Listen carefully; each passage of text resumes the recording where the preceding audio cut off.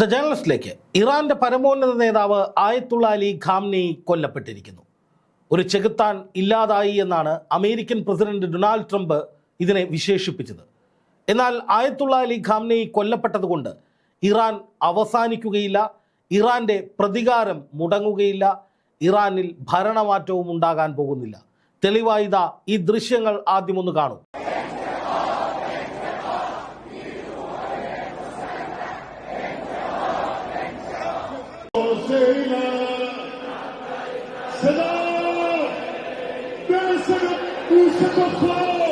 ലക്ഷക്കണക്കിന് വരുന്ന ഇറാനിയൻ പൗരന്മാർ ഇറാന്റെ വിവിധ പ്രവിശ്യകളിൽ ആയത്തുള്ള അലി ഖാംനെയിക്ക് ആദരാഞ്ജലി അർപ്പിച്ചുകൊണ്ട് തിരിച്ചടിക്കണമെന്ന് ആഹ്വാനം ചെയ്തുകൊണ്ട് തെരുവിലിറങ്ങിയിരിക്കുന്ന ദൃശ്യങ്ങളാണ് നിങ്ങളിപ്പോൾ കണ്ടത്.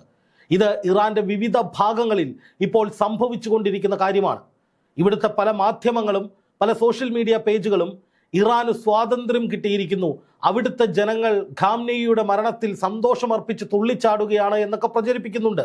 തീർത്തും വ്യാജമായ വാർത്തയാണത്. കാരണം ഇപ്പോൾ പല സോഷ്യൽ മീഡിയ പേജുകളിലും കാണുന്ന ഇറാൻ ആഹ്ലാദം പ്രകടിപ്പിക്കുന്നു, അവിടുത്തെ ജനങ്ങൾ തുള്ളിച്ചാടുന്നു എന്ന് പറഞ്ഞ് കാണിക്കുന്ന ദൃശ്യങ്ങൾ അവിടെ ആഭ്യന്തര കലാപം ഉണ്ടായ സമയത്ത് പുറത്തു വന്ന അതേ ദൃശ്യങ്ങളാണ്. അതായത് ഖാംനെയി കൊല്ലപ്പെട്ടതിന് ശേഷം ഇറാന്റെ പൊതുവികാരം എന്ന് പറയുന്നത് പാശ്ചാത്യ ശക്തികൾക്കെതിരെ തിരിച്ചടിക്കണം, ഈ ഭരണകൂടം അവിടെ തുടരണം, ആത്മാഭിമാനവും രാജ്യത്തിൻ്റെ പരമാധികാരവും സംരക്ഷിക്കപ്പെടണം എന്ന് തന്നെയാണ്.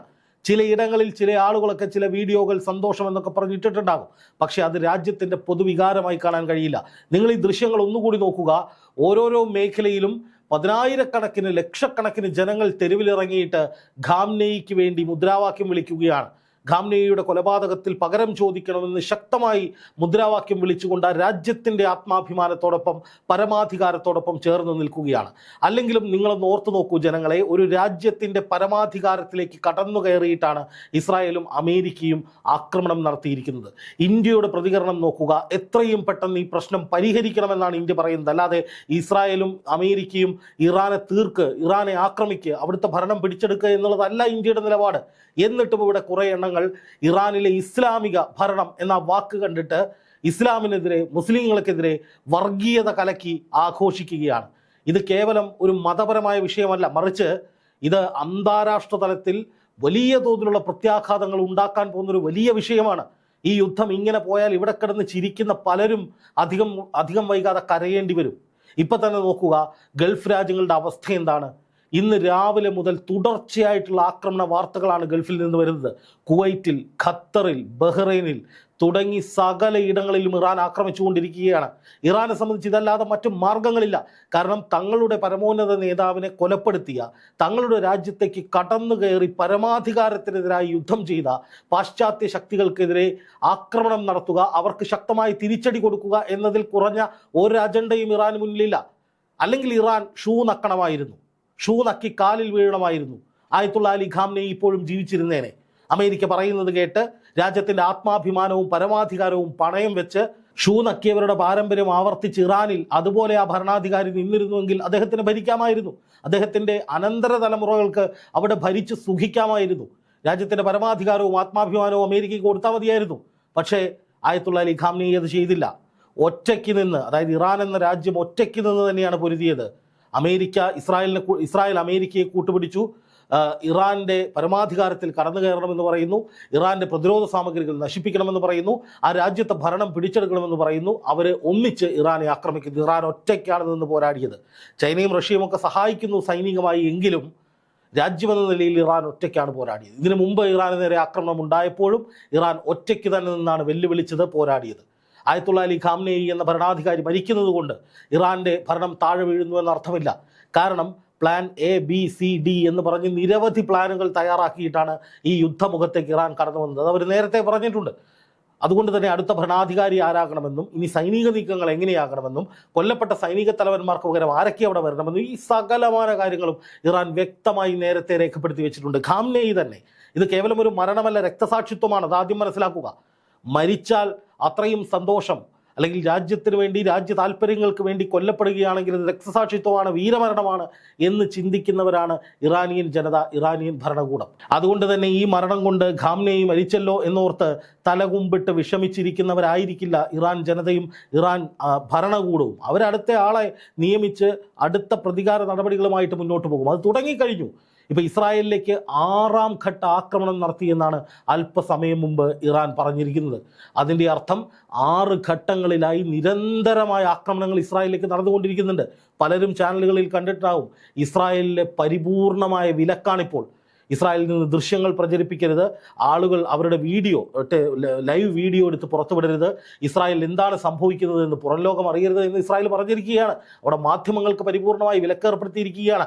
ഇൻ്റർനെറ്റിലൂടെ സോഷ്യൽ മീഡിയ പ്ലാറ്റ്ഫോമുകളിലൂടെ അവിടെ നടക്കുന്ന കാര്യങ്ങൾ പങ്കുവെക്കരുത്, പങ്കുവെച്ചാൽ ശിക്ഷിക്കുമെന്ന് അവിടുത്തെ ഭരണകൂടം പറഞ്ഞിരിക്കും. അതായത് കാര്യമായ എന്തൊക്കെയോ ഇസ്രായേൽ സംഭവിക്കുന്നുണ്ട്. ഏറ്റവും ഒടുവിൽ കണ്ട ദൃശ്യങ്ങളിൽ ഇസ്രായേലിൻ്റെ ആകാശത്തെ തീഗോളങ്ങൾ തുടർച്ചയായി വരുന്നതിൻ്റെ ദൃശ്യങ്ങളുണ്ടായിരുന്നു. അതായത് ഇറാൻ തുടർച്ചയായി മിസൈൽ പെരുമഴയാണ് ഇസ്രായേലിലേക്ക് നടത്തിക്കൊണ്ടിരിക്കുന്നത്.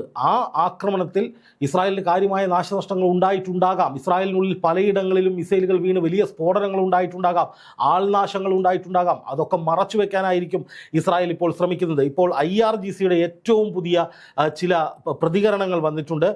ഞങ്ങൾക്ക് ഒരു മികച്ച നേതാവിനെ നഷ്ടപ്പെട്ടിരിക്കുന്നു, അദ്ദേഹത്തിൻ്റെ വിയോഗത്തിൽ അനുശോചിക്കുന്നു. മനുഷ്യരാശിയുടെ ഏറ്റവും ക്രൂരരായ ഭീകരരുടെയും കൊലയാളികളുടെയും കൈകളാൽ ഖാംനെയി വരിച്ച രക്തസാക്ഷിത്വം ഈ മഹാനായ നേതാവിൻ്റെ വിശ്വാസത്തെയും അദ്ദേഹത്തിൻ്റെ ആത്മാർത്ഥമായ സേവനങ്ങൾ അംഗീകരിക്കപ്പെട്ടതിനെയും അടയാളമാണ്.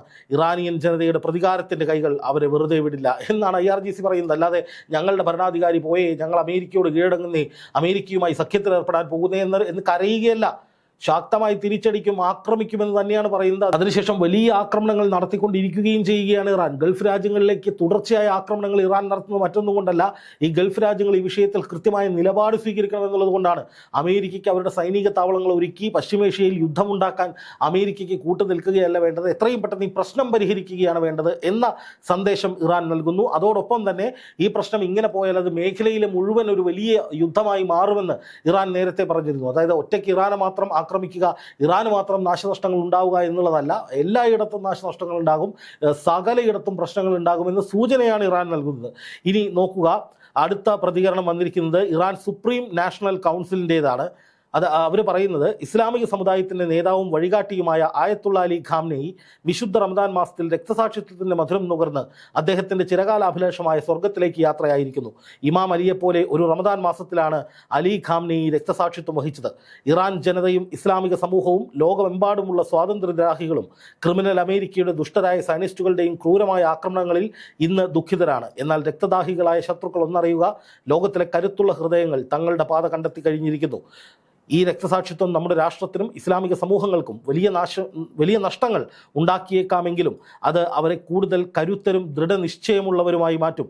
ആ മഹത് വ്യക്തിത്വത്തിൻ്റെ രക്തസാക്ഷിത്വം ലോകത്തിലെ മർദ്ദകർക്കെതിരെയുള്ള പോരാട്ടത്തിൽ വലിയൊരു ഉണർവിന് തുടക്കം കുറിക്കുമെന്നാണ് ഇറാൻ സുപ്രീം നാഷണൽ കൗൺസിൽ വ്യക്തമാക്കുന്നത്. നോക്കുക, ഇറാൻ്റെ പ്രതികരണങ്ങൾ ആ വിധത്തിലുള്ളതാണ്. രക്തസാക്ഷിത്വം വരിക്കുകയാണ് ഖാംനെയി ചെയ്തത്, ഇതിന് ശക്തമായി തിരിച്ചടിക്കും, പോരാട്ട വീര്യം പകരും എന്ന നിലയിലാണ് അവരതിനെ കാണുന്നത്. അതുകൊണ്ട് ഇവിടെ പലരും പറയുന്നത് പോലെ ഇറാൻ കരയുന്നു, ഇറാൻ തീർന്നു, അവിടുത്തെ ഭരണകൂടം വീണു, അവർ അമേരിക്കയുടെ കാൽക്കലേക്ക് പോയി എന്നൊന്നും പറയുന്നതിൽ ഒരു അടിസ്ഥാനവുമില്ല. അവർ ശക്തമായി ആക്രമിക്കുക. ഇനി മറ്റൊരു പ്രധാനപ്പെട്ട കാര്യം, ഒരു സ്കൂളിൽ, ഇൻവെൻട്രി സ്കൂളിൽ നടത്തിയ, പിഞ്ചു പെൺകുട്ടികൾ പഠിക്കുന്ന സ്കൂളിലേക്ക് നടത്തിയ ആക്രമണത്തിൽ മരണസംഖ്യ 150 ആയിരിക്കുന്നു. 150 പിഞ്ചു പെൺകുട്ടികളെ ആക്രമിച്ചു കൊന്നവരാണ് ഇസ്രായേലും അമേരിക്കയും. എന്നിട്ടാണ് അവർക്ക് ഇവിടെ കിടന്ന് ജയ് വിളിക്കുന്നത്. ഇതിനൊക്കെ എന്ത് വിശദീകരണമാണ് നൽകാനുള്ളത്? യുദ്ധത്തിൻ്റെ ഭാഗമായി ഇങ്ങനെയൊക്കെ സംഭവിക്കുമെന്നാണോ? ഇറാൻ തിരിച്ചടിക്കുന്നുണ്ടല്ലോ, ഇറാൻ ശക്തമായ ആക്രമണങ്ങൾ നടത്തുന്നുണ്ടല്ലോ.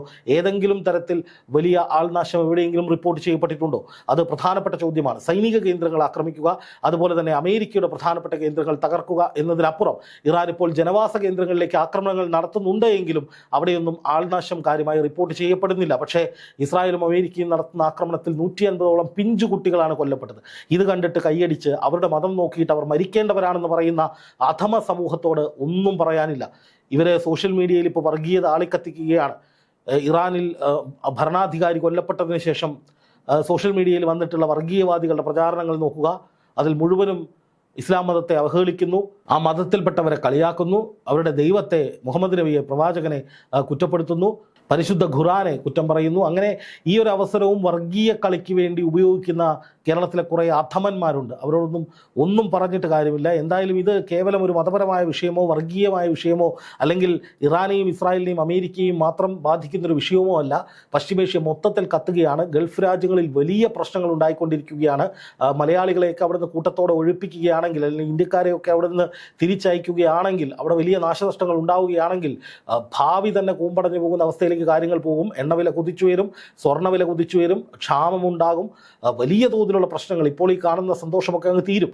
അപ്പോൾ അതുകൊണ്ട് തന്നെ യുദ്ധമില്ലാത്ത നല്ലൊരു നാളേക്കായി പ്രാർത്ഥിക്കുക. എത്രയും പെട്ടെന്ന് ഈ പ്രശ്നം പരിഹരിക്കാൻ വേണ്ടി ശ്രമിക്കുക എല്ലാവരും, ലോകരാജ്യങ്ങൾ എന്നാണ് പറയാനുള്ളത്. എന്ന് മാത്രമല്ല, ഒന്ന് ആലോചിച്ച് നോക്കുക, ഒരു രാജ്യത്തിൻ്റെ പരമാധികാരത്തിലേക്ക് കടന്നു കയറി ആക്രമിക്കാൻ മറ്റൊരു രാജ്യത്തിന് എന്ത് അധികാരമാണുള്ളത്? ഏത് അന്താരാഷ്ട്ര നിയമത്തിൻ്റെ അടിസ്ഥാനത്തിലാണ് ഇവരിത് ചെയ്യുന്നത് എന്ന ചോദ്യവും വളരെ പ്രസക്തമാണ്. അതുകൊണ്ട് തന്നെ ഇറാൻ്റെ ചോരയ്ക്ക് വേണ്ടി ഇപ്പോഴും കിടന്ന് അലറുന്നവർ മനസ്സിലാക്കുക, ഇതൊക്കെ അംഗീകരിക്കപ്പെട്ടാൽ നാളെ ഏത് രാജ്യത്തിനും ഈ ഗതി വരാം. ഏത് ലോക നേതാവിനെയും തീർക്കാൻ അമേരിക്കയ്ക്ക് സാധിക്കുമെന്ന ഘട്ടം വന്നാൽ പിന്നെ ഷൂ നക്കുകയും കാല് നക്കുകയും ചെയ്ത് എങ്ങനെയെങ്കിലും ജീവിച്ചു പോവുക എന്ന ഗതികെട്ട അവസ്ഥയിലേക്ക് പല നേതാക്കളും ചിലപ്പോൾ മാറിയേക്കാം. അതിനെതിരെയായിരുന്നു ഇറാൻ്റെ യുദ്ധം. അത് ഇനിയും തുടരുക തന്നെ ചെയ്യുമെന്ന് ഇറാൻ കൃത്യമായി പറയുകയും ചെയ്യുന്നു.